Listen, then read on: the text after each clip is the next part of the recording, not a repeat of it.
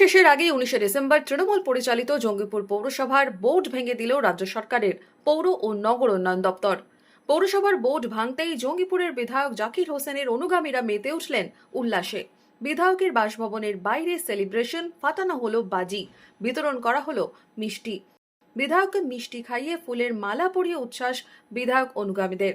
জঙ্গিপুর পৌরসভার দায়িত্বে এবার প্রশাসক, কি বললেন জাকির হোসেন? আপনারা দেখেছেন আমি এটা 1.5 বছর থেকে তার বিরোধিতা করছি।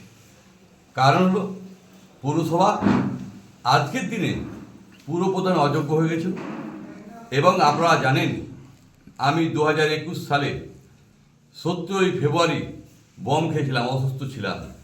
অসুস্থর ফাঁকে যে দুর্নীতিগুলো হয়েছে, ড্রেন হয়নি ঠিক মতন, এলাকায় পরিষ্কার হয়নি, আবাসের দুর্নীতি এবং রাস্তাঘাটের দুর্নীতি এবং সাধারণ মানুষকে মৃত লোকের কাছে টাকা নেওয়া হয়েছে এবং এগুলো আমি জানিয়েছিলাম ওপর মহলে। আমরা সবসময় সাধারণ মানুষের জন্য লড়াই করে এসেছি এবং জয় আমার নয়, এই 80,000 মানুষ জয়পুরবাসী তাদের জয়। আমি আশা করব সোমবার থেকে আপনারা নতুন চেহারা দেখতে পাবেন, কারণ আমি জনগণের সেবা করতে এসেছি।